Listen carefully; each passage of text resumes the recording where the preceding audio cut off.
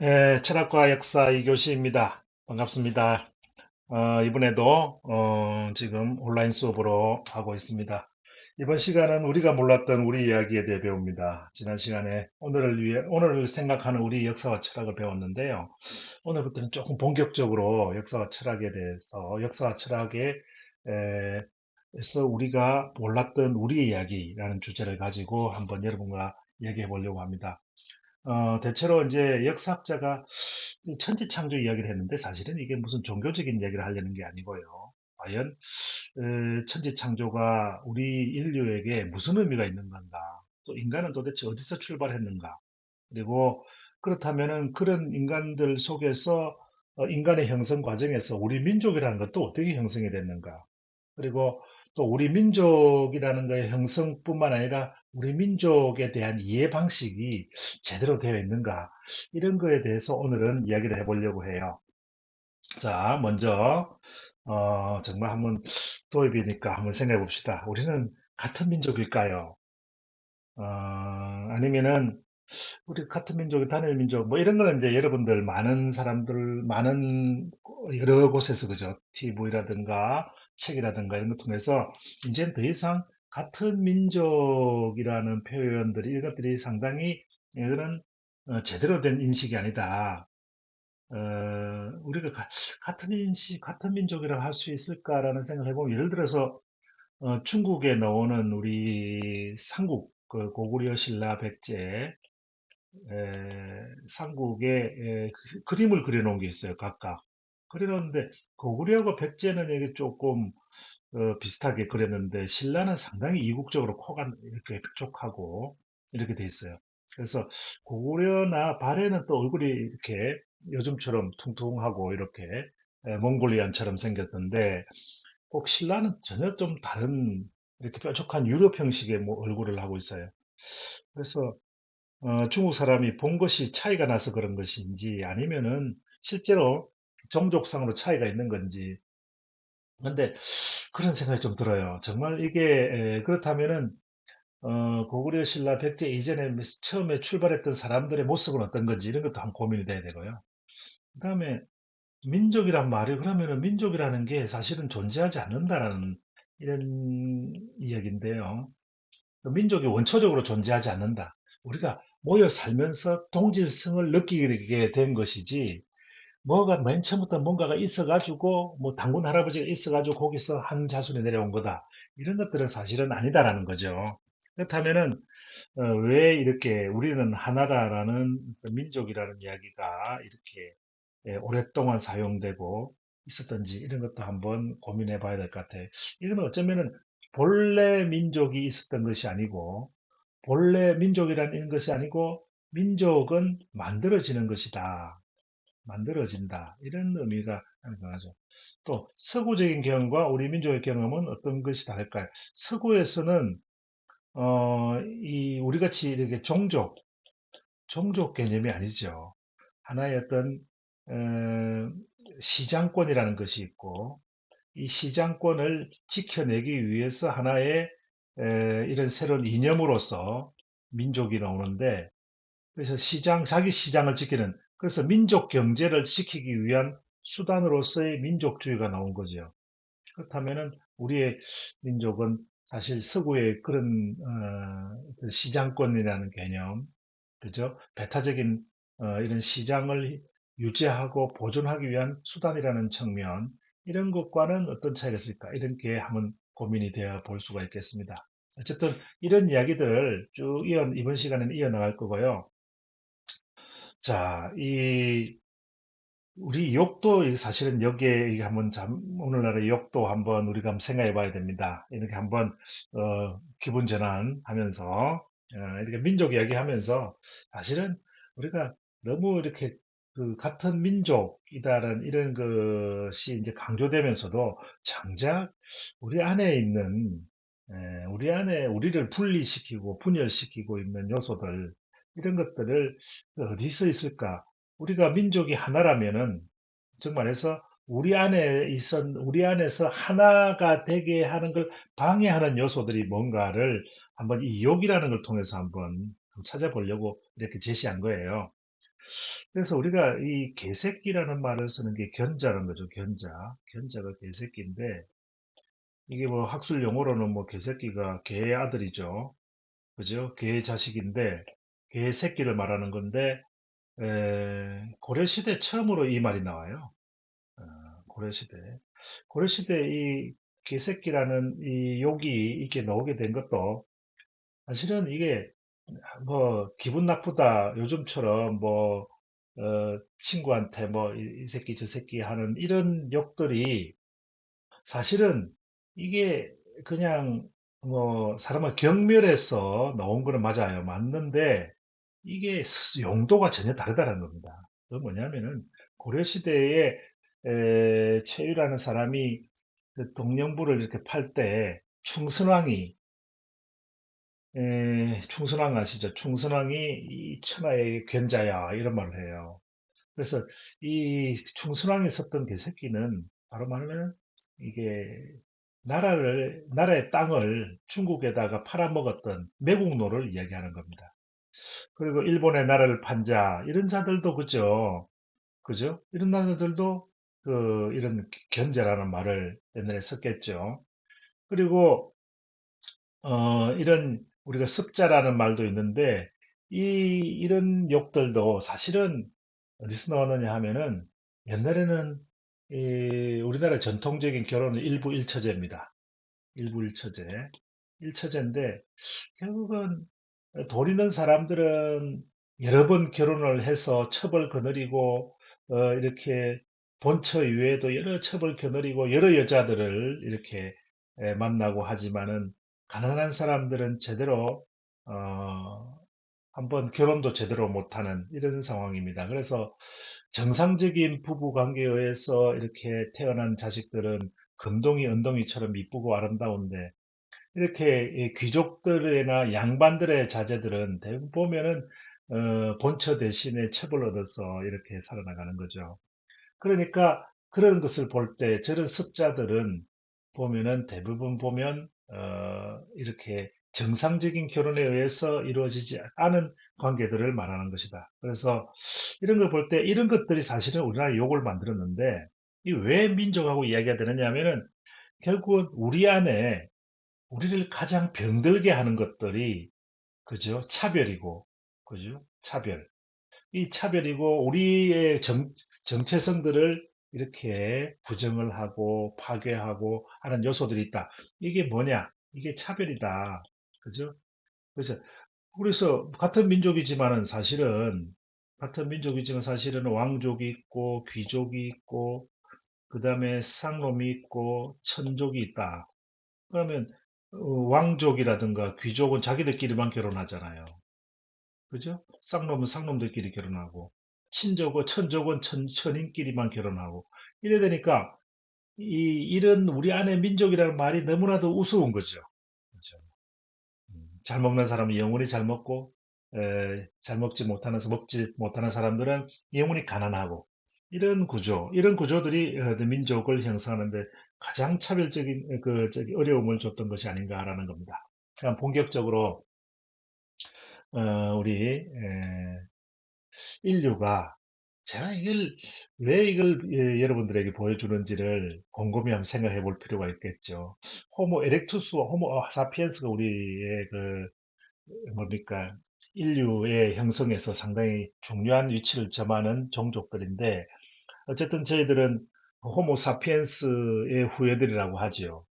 근데 호모 에렉투스와 호모 사피엔스의 차이를 보면 우리의 인간의 본질이 무엇인지를 이렇게 조금 엿볼 수 있다는 점입니다. 그래서 여러분 잠시 제가 첨부한 동영상을 봐주시기 바랍니다. 자, 먼저 시청을 할까요? 자, 그러면 다 보셨죠? 그럼 호모 에렉투스와 호모 사피엔스의 이야기 한번 이어가 보겠습니다. 역사학자가 보는 천지 창조의 이야기입니다. 물론 뭐 성서에 보면은 태초에 하나님이 천지를 창조하시니라 창세기 1장 1절에 나오는 이야기고요.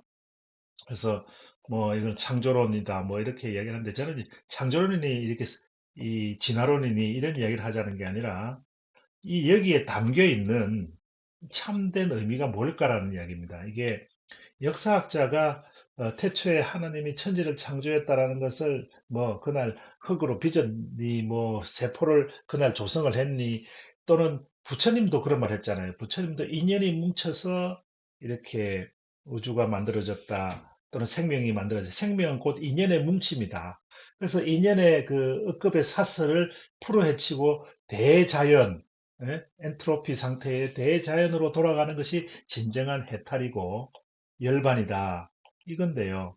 그거나 마찬가지로 인간들이 이렇게 열에서 모였던 예? 이 열역학적으로는 이 열이 모여가지고 인간이 된다고 그랬어요. 열이 없는 것은 우주의 완전한 평이한 상태고요. 열이 있어야 운동이 발생하는 거거든. 그래서 운동이 발생해야 열이 있는 거고. 그래서 그 열이 생명을 만든다. 뭐 이런 게 물리학적으로 다 그런데요. 어쨌든 이 창조론이든 진화론이든 열역학이든 또는 그 불교든 어쨌든 인간이 왜 창조되었다 내지는 새롭게 되었다 인연으로 뭉쳐가지고 인간이 되었다 하는 이 모든 이야기들에 있어서 창조의 본질은 역시 뭡니까? 인간에 대한 자각이 아닌가? 인간이 세상에 대한 자각이 아닌가? 어쩌면 우리는 몰라요. 뭐 처음에 뭐 어떻게 생겼는지 그는 과학자들이 하는 거지만 적어도 우리에게 중요한 것은 그런 맨 처음에 50억 년 전에 지구가 만들어지는 그런 얘기가 중요한 게 아니라 인간이 만들어지는 게 중요한 거죠. 인간 탄생, 그죠? 인간이 탄생해야 일단 탄생이 됐는데 지금부터 한뭐 BC 저기 기원전 400만 년 전에 뭐 이것도 제대로 모르겠습니다만은 오스트랄로피테쿠스 보이세이 그 오스트랄로피테쿠스가 피테쿠스가 맨 처음에 그 우리 인류의 조상으로 시작이 된다고 알려졌습니다. 그런데 이게 오스트랄로피테쿠스가 다른 동물과 뭐가 달랐을까요? 왜 그래 우리 그 거의 원숭이하고 비슷했을 텐데 원숭이하고 비슷했을 텐데 오스트랄로피테쿠스와 원숭이는 뭐가 다를까요? 역시 똑같이 그죠. 원숭이도 이렇게 도구를 가지고 뭘 해먹어요. 그죠? 또 이제 자기의 동족을 보면 사랑을 하고 다 그렇게 하는 건데 똑같은 오스트랄로피테쿠스와 원숭이의 차이점은 원숭이 눈에는 뭐만 보입니까? 먹는 것만 보이죠. 먹는 거. 가장 본능적인 것만 보이는 거예요. 그죠? 먹고 자기가 동족끼리 잘 살아고 살고 이렇게 공동생활을 하면서 이렇게 서로 그 계급적으로 이렇게 큰 원숭이, 작은 원숭이 이래 있으면서 최소한의 이 생존, 예? 생존을 위해서 모인 거는 맞아. 똑같이 오스트랄로피테쿠스와 똑같이 생존을 위해서 모인 거는 맞지만 오스트랄로피테쿠스는 풍습이라는 게 있다는 거예요. 분별. 그죠? 이게 훨씬 원숭이도 뭐 분석하고 분별하겠죠. 저희 나름대로는 거기서 어떻게 먹으면 먹을까 하는데 어쨌든 그 출발점에서는 이 분별에서 이름을 만들 수 있었다는 겁니다. 아, 이게 꽃이구나. 맨 처음에 이 원숭이도 이렇게 꽃을 보면 꽃이라고 생각을 하겠죠. 하겠지만 이걸 꽃이라고 의미 붙이지는 않는다는 겁니다. 그죠? 중요한 거는 그들에게는 바나나가 중요한 것이고 그죠? 이런 거 있지. 굳이 하늘의 별, 원숭이가 뭐 별 그러는 거 봤어요? 네. 바다, 뭐, 저거 바다다. 바다는 보고 있겠죠. 원숭이도 바다는 보는데, 저걸 바다라고 굳이 구분할 이유가 없었던 겁니다. 그러니까 세상을 구분해서 설명할 줄 아는 존재. 이게 제가 보는 역사학자가 가장 중요한 건 뭐냐면은 별과 산과 바다, 강, 꽃, 수치, 도덕 이런 모든 것을 구분해서 이름 지을 줄 아는 그죠? 아버지, 엄마, 걔가 엄마를 알아요. 걔는 엄마 알아요. 예, 아빠도 알고. 근데 걔는 아빠, 엄마는 알고는 있어도 아빠, 엄마라고 부르진 않아요. 그죠? 즉 말해서 세상을 구분하는 것은 걔도 구분하지만은 구분해서 차별해서 이름을 지어주기까지 이거는 고도의 분석 능력입니다. 그래서 세상에 이름을 지어줄 줄 아는 능력, 그죠? 이게 하이에나네. 이게 코끼리네. 뭔가 동물은 있어. 그죠? 호랑이가 있어. 호랑이도 쟤는 사슴이야. 이렇게 사슴을 보고 있으면서도 저거를 먹을 거야, 안 먹을 거야만 있는 거지. 그죠? 저걸 사슴이라고 이름 지어가지고 글로 사슴 이렇게 쓰지를 않잖아요. 그러니까 분석해서 차별화해서 명명하지 않는다. 그것이 가장 중요한 인간의 차이가 아닌가. 바로 천지창조라는 것은 바로 이름을 지을 줄 아는 그 순간이, 그죠? 그래서 사람들은 인간은 동물과 달리 이름을 짓는데 맨 처음에는 어떻게 짓느냐 하면은 나는 누굴까잖아요. 나는 누굴까? 그래서 나는 내 눈빛이 푸른 늑대의 눈 닮았다 하면 푸른 늑대 눈이 되는 거 이름이. 그래서 세상에 이름을 지어줄 줄 아는 것. 이것은 분별한다는 것이죠. 그죠? 이것이 가장 중요한 것이다. 즉 말해서 네안데르탈인과 크로마뇽인, 호모 에렉투스와 크로마뇽, 호모 사피엔스의 차이점의 가장 큰 차이점은 네안데르탈인은 똑같이 그 현생인류처럼 동물을 잡아먹고 이렇게 했지만 네안데르탈인은 뭐가 없었을까요? 크로마뇽인과 차이에서 똑같은 인류지만 인류는 분별한다는 거죠. 다 분별을 할 줄 알았어요. 그러나 이 네안데르탈인은 미래에 대한 예측이 크로마뇽보다 대단히 떨어졌다는 겁니다. 이 사람들은 예를 들어서 사냥을 하잖아요. 사냥을 하게 될 때 크로마뇽인은 창을 던집니다. 창을 던지면 창을 왜 던질까요? 우리는 창을 던지는 것이 뭐가 중요할 거리 생각하는데 네안데르탈인은 창을 던질 수 있었을까요? 절대로 못 던집니다. 왜? 네안데르탈인은 미래에 일어나는 일에 대한 분석력이 없어요. 그렇기 때문에 동물을 죽인다는 것은 직접 뛰어가 가지고 현장에서 칼로 찔러 가지고 이렇게 피가 철철철철 나야 그게 죽었다라고 표현하는 거예요. 그런데 크로마뇽이는 이것이 창이 날아가서 몇 초 후에 코끼리라든가 코뿔소의 가슴을 맞춰서 그 가슴에서 피가 나와서 제가 꼴까닥 죽을 것이다. 라고 상상을 해요. 상상을 하기 때문에 이걸 던지는 거예요. 미래에 일어날 일에 대한 예측이 가능한 존재. 그래서 호모 사피엔스는 그걸 지혜라 그러는데 슬기사람 그러죠. 슬기가 있는 사람, 즉 미래를 예측하는 사람이란 뜻입니다. 그래서 크로마뇽이는 미래에 대한 예측과 분석이 가능한 사람. 자, 그럼 정리해볼까요? 인간은 동물과 뭐가 다르다? 이름을 지을 줄 안다는 거예요. 그죠? 세상을 분석해서 이름을 지을 줄 알고. 네안데르탈인과 크로마뇽의 차이점은 미래에 대한 분석력이 있는가 없는가에 대한 차이. 그래서 그들은 호모 에렉투스인 네안데르탈인은 결코 사피엔스를 이길 수가 없었던 겁니다. 왜냐하면 이들은 사피엔스와 오랫동안 공존을 했지만 크로마뇽은 미래에 이들을 어떻게 제압할 수 있을 것인가에 대한 작전과 계획이 다 있어요. 그런데 호모 에렉투스는 하루하루만 사는 것입니다. 하루하루만 사는 하루살이의 인류가 미래를 예측하는 인류한테 잽이 안 되는 거죠. 그죠? 바로 그 차이가 중요한 겁니다.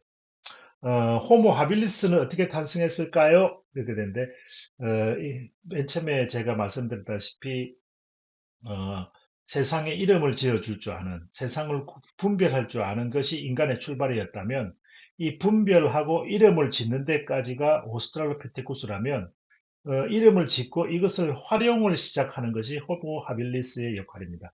하빌리스는, 이게 도리네는 이미 오스트랄로피테쿠스 단계에서 알았어. 돌이네인데 이게 돌이 뭐에 쓰는지를 알 수가 없어요. 그래서 이 돌을 가지고 손을 이렇게 이 손이 있는데 손에다가 돌을 이렇게 쭉 걸려 보니까 이거 피가 줄줄줄 나는 거야.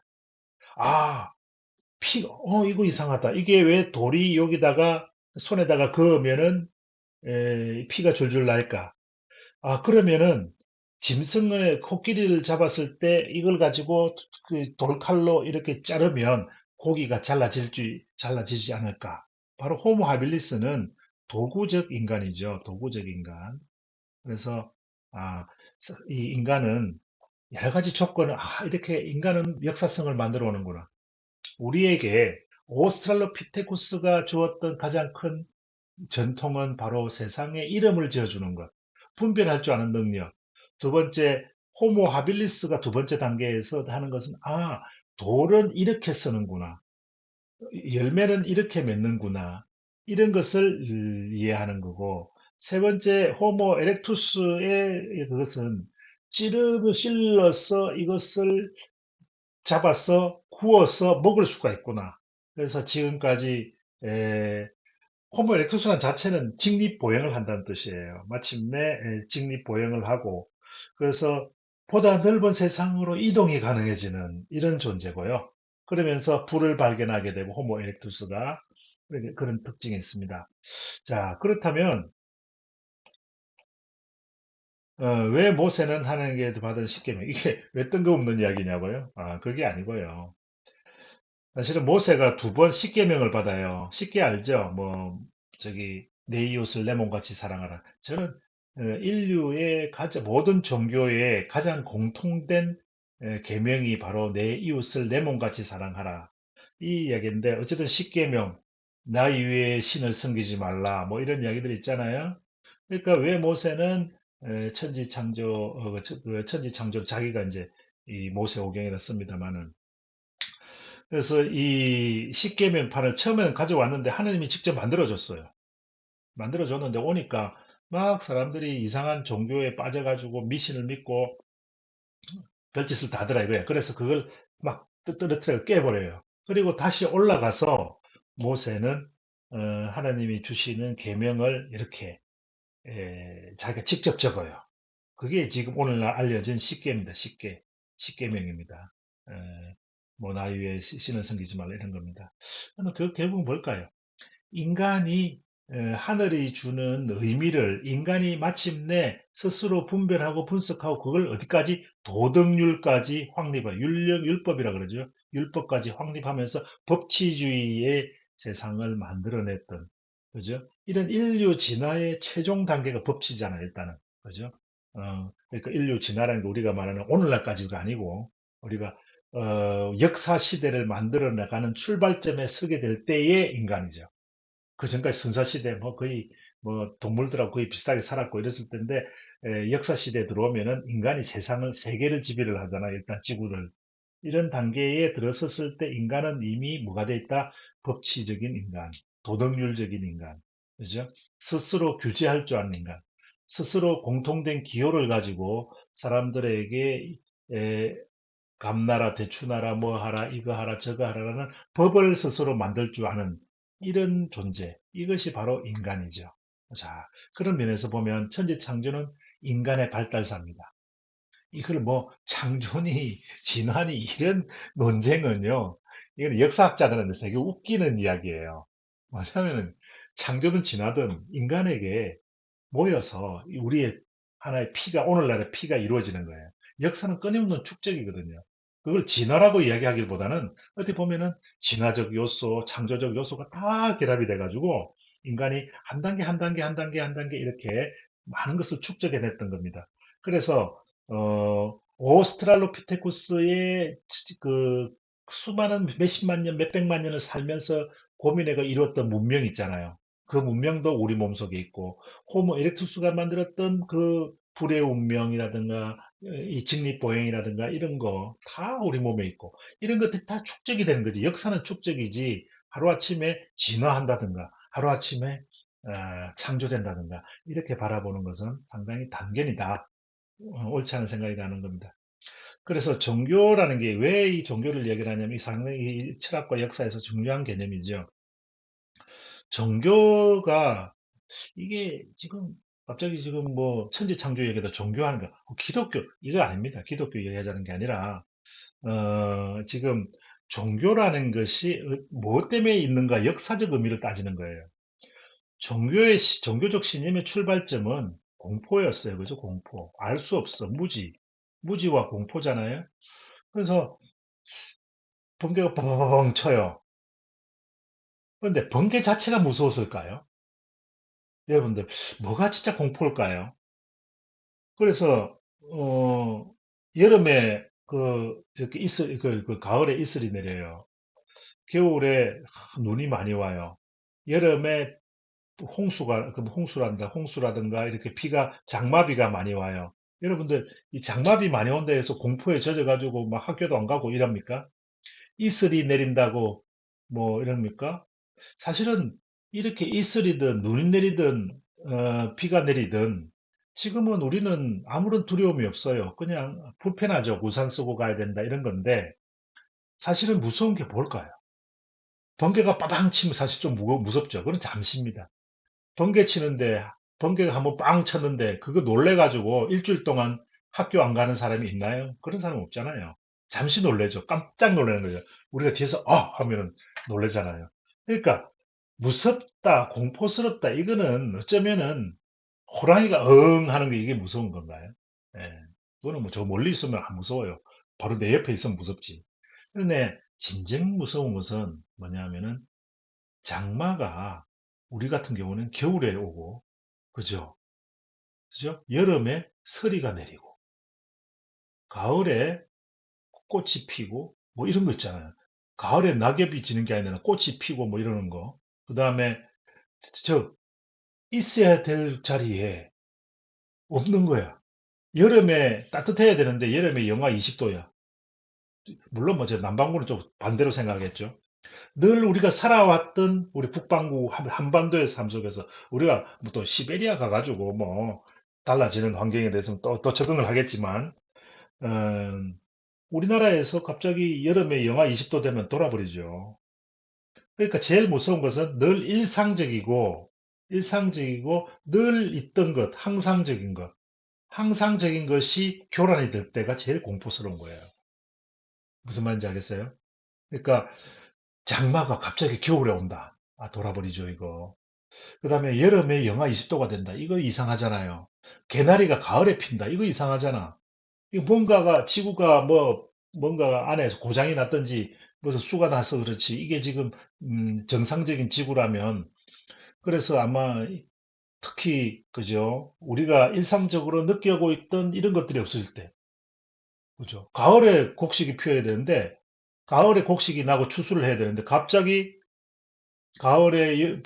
가을에 다시 겨울이 돼가지고, 곡식이 다 얼어 죽으면 그보다 공포가 어디 있어요. 그러니까 봄, 여름, 가을, 겨울이 있는데 봄, 여름, 가을, 겨울이 있는데 이 봄 다음에 막바로 겨울이 왔다가 겨울 다음에 다시 여름이 왔다가 여름 다음에 가을이 왔다 이래 버리면 뭐가 제일 공포겠어요. 농사를 짓는 사람들은 도대체 갈피를 못 잡는 거예요. 언제 씨를 뿌려야 돼요? 봄, 여름, 가을, 겨울이 막 교란되고 왔다리 갔다 하고 막 그러니까 늘 있는 자리에 있는 것이 없을 때 가장 공포스러운 거예요. 그죠? 그래서 어떻게 보면 인간은 보수적인 인간들이 많아요. 인간의 성향들은 보수와 안정이라는 것이 기본적으로 깔려요. 너무 변화하는 것을 공포스러워하는 경우가 되게 많았거든. 그러니까 이러한 의식들을 비집고 권력이 만들어지고 지배가 만들어지고 통치가 만들어지는 거예요. 그러니까 결국은 종교적 신념은 뭘까? 늘 봄, 여름, 가을, 겨울이 봄, 가을, 여름, 겨울 뭐 이런 식으로 교란대가 오는 것이 아니라 늘 봄, 여름, 가을, 겨울 이라는 사시사철이 제자리에 있기를 바라고 또는 제자리에 있는지를 확인하고 그죠? 또 왜 그것이 봄 다음에 여름이 되고 여름 다음에 가을이 되고 가을 다음에 겨울이 되는지를 아는 것 이런 것이 알려고 했는데 옛날에는 과학기술이 없잖아요. 과학기술이 없으니까 이 도대체 이게 설명해 줄 수 없는 거야. 봄이 왜 오는 거야? 뭐 지금 같아서는 뭐 지구 공전 궤도가 어떻고 뭐 자전 궤도가 어떻고 뭐 이렇게 할 텐데 아니 어떻게 해서 봄, 여름, 가을, 겨울이 오는 거야? 전혀 과학을 알 수 없었던 시기에 종교만이 유일하게 과학적 답을 해줬던 거예요. 이거는 제우스 신이 어떻게 했던 거란다. 이거는 옥황상제가 어떻게 했던 거란다. 이거는 어, 하나님이 세상을 창조할 때 이렇게 하라고 미리 시켜놨던 거란다. 이렇게 자식들에게 보다 나은 걸 자식들에 알려줘야 되는데 과학적 지식이 부족한 시절에는 이 종교에 의탁해서 봄과 여름, 가을, 겨울이 존재하는 이유를 설명할 수 있다면 인간은 그죠? 더욱더 풍부한 세상에 대한 이름 지음이 가능한 거예요. 세상의 새로운 것을 끊임없이 이름을 짓고 그 이름을 지으면서 그걸 분석하는 거예요. 그냥 옛날에는 푸른 눈 하면 푸른 눈이 뭐 푸른 늑대 눈 하면 늑대가 뭐 푸른 늑대가 한 뭐 인류가 한 8천만 명쯤 되면 푸른 늑대 눈이 한 몇 명 되겠어요. 한 몇백만 명 되겠죠. 그러니까 모두가 푸른 늑대 눈이 되면 안 되는 거예요. 푸른 늑대 눈에 쌍꺼풀 끼은 푸른 늑대 눈 뭐 이렇게 돼야 되는 거예요.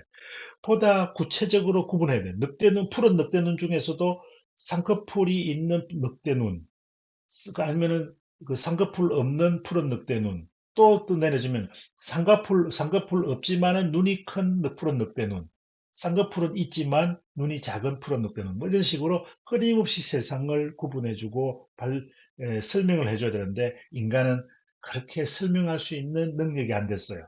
그럴 때 종교는 이게 봄, 여름, 가을, 겨울을 설명해주고 무엇보다도 사람들이 제일 공포스러운 게 먹을 거였어요. 먹을 것.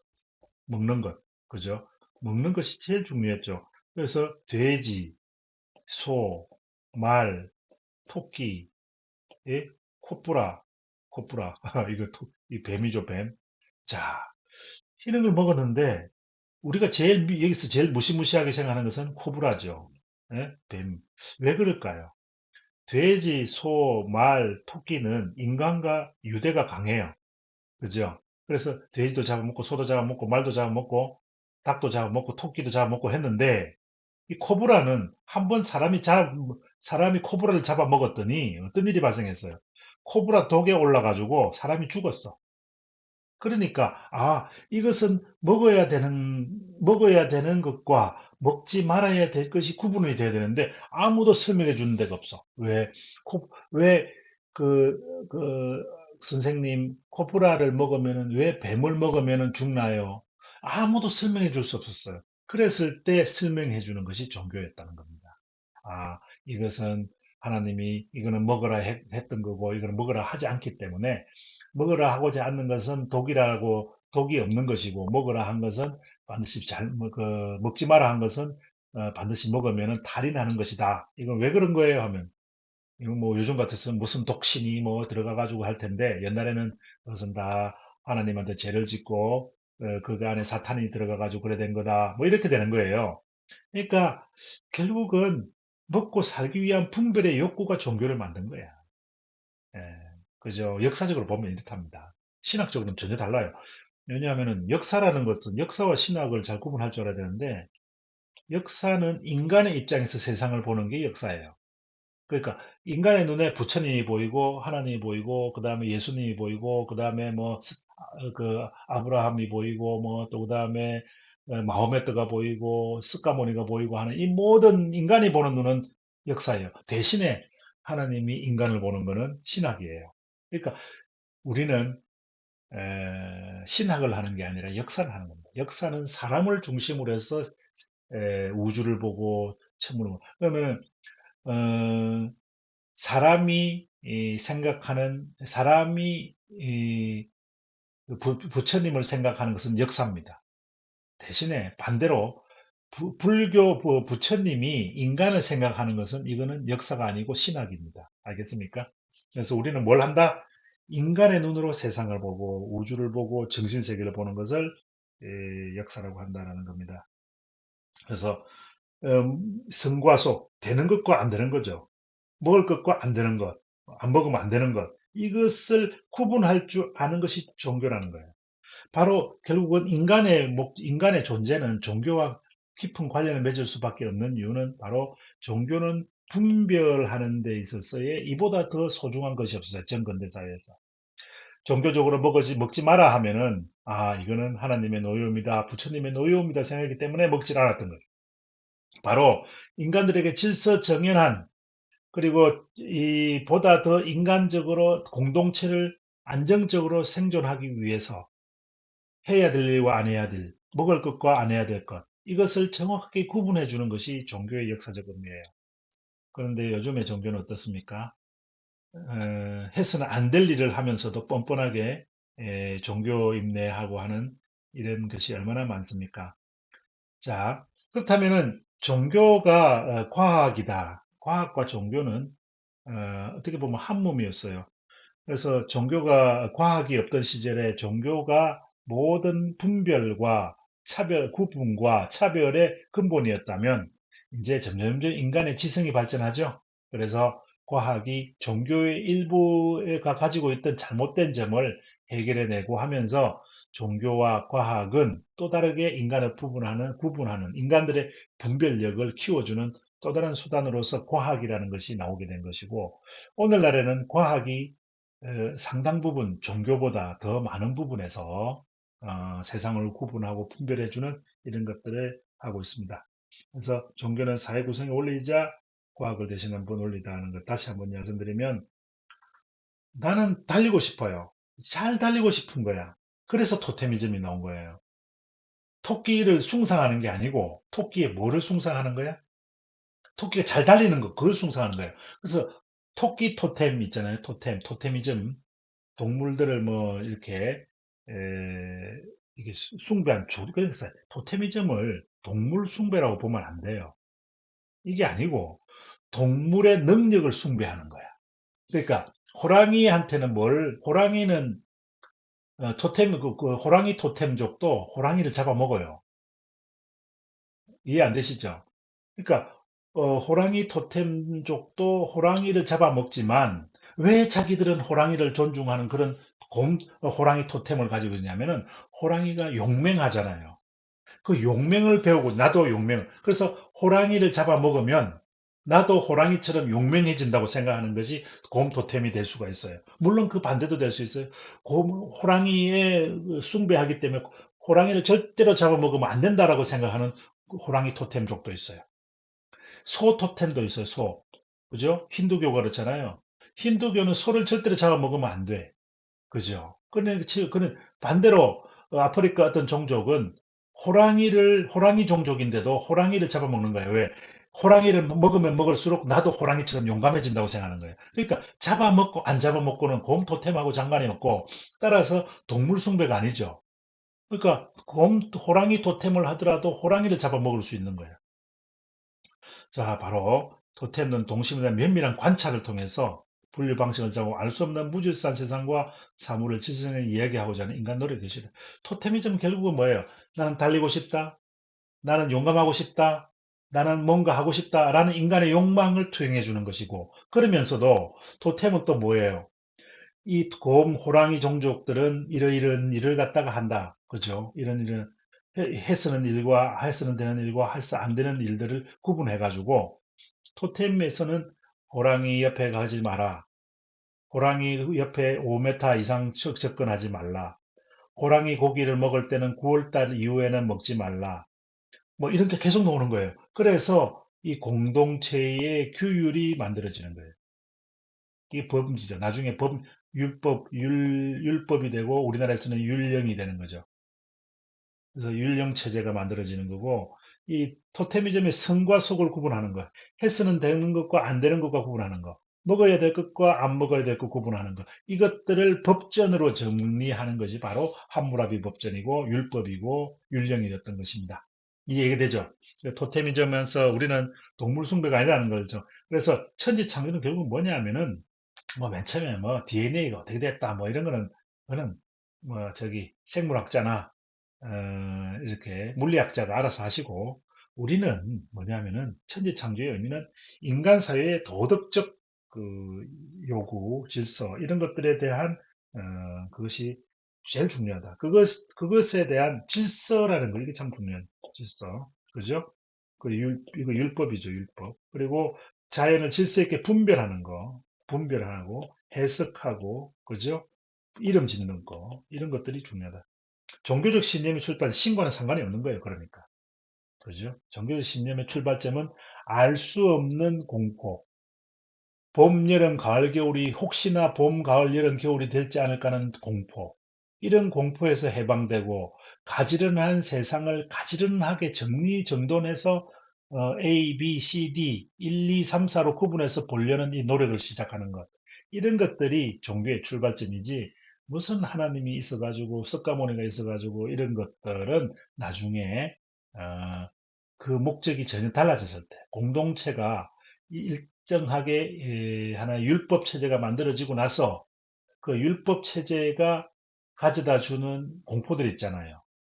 그러니까 뭐 왕, 귀족, 상놈, 백성 이렇게 있을 때 그런 인간 내부의 어떤 종족적 갈등이라든가 고통, 귀한 자와 얕은 자, 그다음에 선한 자와 악한 자 이런 것들이 엉켜서 인간 사이를 교란할 때 그것을 다시 구분해주고 정돈해주는 것. 너희들이 제대로 사는 것이 뭐냐를 가르치는 것. 이것이 이제 바로 종교죠. 그러니까 너희들이 제대로 어떻게 사는가를 가르치는 게 종교인데 이것이 주객이 전도되면 어떻게 해요? 교주 마음대로 사는 것이 종교인 것처럼 그렇게 착각하는 게 바로 우리가 잘 아는 신천지라든가 이런 각종의 사이비 종교들이 그런 것들이 아니겠습니까? 자, 물론 뭐, 저기, 보기에 따라서는 사이비, 네, 방금 사이비라고 했지만은, 사이비의 개념은 좀 달라요. 뭐, 기독교는 신천지가 사이비겠지만, 역사적으로 보면, 어느 쪽이 정통이고 어느 쪽이 사이비인지는 전혀 다른 데 있는 것 같아요. 저는요. 왜냐면은, 국민과 연대하고, 역사와 연대해서, 어, 그들만의 독점적인 세상을 만들지 않고, 더불어서 세상과 함께 하려는 이런 종교가 있다면 이건 정통이죠. 근데 이단은 뭐냐 하면은 자기들끼리만 행복하고 자기들 공동체만 천국 가고 싶은 그런 종교가 이단입니다. 그러니까 이단과 정통의 차이점은 그 종교적 사랑이 소수의 선택된 사람들에게만 구원이 가능하다고 믿는 이런 사람들은 내가 보면 몽땅 다 이단이에요. 누구든지 회개하고 반성하고 참된 그 종교의 길로 가면 그것은 누구든지 구원을 받을 수 있다고 믿는 것은 정통이죠. 그래서 옛날에 한번 다미성교회가 뭐 휴거라는 게 있잖아요. 자기들끼리만 휴거해가지고 천국 가고 싶은 거예요. 나머지 뭐 사람들은 죽든 말든 마귀들의 자손이니까 너희들은 죽든 말든 난 상관없고 나만 우리 동네 여기 있는 사람들만 극락 같게 천당 같게 하는 이런 것들이 바로 사이비라는 거예요. 사이비 아시겠죠? 사이비는 보편적인 구원을 부정하고 특정한 계층과 공동체만이 구원이 있다고 믿는 사람들. 그래도 보면은 조선시대 양반이나 고려시대 귀족이나 이런 사람과 하등 다를 바 없는 반 국가적이고 반민족적이고 반민주적이고 이런 모든 것을 갖춘 사이비가 되는 겁니다. 그러니까 자기들만 천국 간다라고 믿는 생각을 우리는 혹시 가지고 있는 거 아닌지 우리 스스로도 한번 생각해 봅시다. 예, 나만 그 천당 가면 된다는 생각. 그런 생각들이 우리 사회를 얼마나 병들게 합니까? 그죠? 예. 자, 인간 사회 요구와 도덕적 질서 요구, 그 다음에 동물계에 분리돼서 인간적 질서를 재구성하는 게 천지창조라고 했죠. 자, 아까 말씀드렸다시피 호모사피엔스는 역시 미래에 대한 상상력 이런 것들이 제일 중요하고요. 호모사피엔스 네안데르탈인은 어, 네안데르탈은 지혜 있는 걸 뜻하는 건데 호모사피엔 네안데르탈 아니죠 이거 그죠? 호모사피엔스는 그죠? 크로마뇽이죠 크로마뇽 잘못 쓴 겁니다. 크로마뇽 그죠? 요거 잘못 쓴 겁니다. 자 그래서 뭔가 분별하고 이름 짓고 이런 일련의 과정 도구를 사용하고 일을 쓰고 불을 사용하고 이런 인류의 계속된 과정 호모사피엔스 그러니까 오스트랄 꼭 여러분 기억해야 돼요. 오스트랄로피테쿠스한테서도 우리가 배운 게 있어. 호모 에렉투스한테도 배운 게 있어. 호모 하빌리스한테도 배운 게 있어. 호모 사피엔스한테도 배운 게 있어. 이런 모든 우리 이전에 살았던 모든 종족들이 남겼던 문화적 전통, 그다음에 생존의 전통이 오늘 우리 인류에게 고스란히 남아 있는 거예요. 남아 있기 때문에 뭐 오스트랄로피테쿠스는 우리 조상이 아니니 뭐 이런 소리 다 할 필요도 없는 거야. 왜냐하면 그들한테서 우리가 배웠거든요. 그러니까 배우면은 스승님이나 부모님이나 같은 거야. 군사부 일체. 예? 그러니까 그들에게 배운 거예요. 또 그 호모 사피엔스한테도 배우고 호모 에렉투스한테도 배우고 네안데르탈인한테도 배우고 하이델베르크인한테 배우고 그다음에 저기 뭐야 이 모든 하빌리스한테도 배우고 해서 모든 종족으로부터 우리는 배웠어요. 비록 그것이 과학적으로 혈연으로 이어지는지 안 이어지는지는 저는 잘 모르겠어요. 그러나 우리는 그 모든 인류 50억 년의 전통을 우리는 배워온 사람들이에요. 그래서 많은 사람들이 저보고 물어요. 역사 선생들은 우리 같은 인류는 우주에 있을까요? 묻잖아요. 그럼 저는 없다고 봅니다.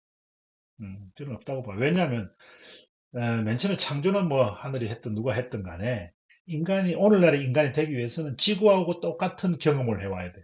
막 신생대, 벼각기, 뭐, 그 다음에 뭐, 온갖 빙하기에 한때는 2,000명까지 다 죽었다, 멸종했다가 2,000명이 아프리카에 살아남아가지고 지금까지 온 거 아닙니까?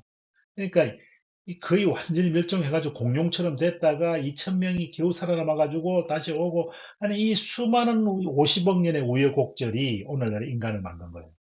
그러니까 이게 시간이 만드는 거지. 내가 보기에는 갑자기 뭐 이렇게 만들어지다가 그건 너무 오바고요.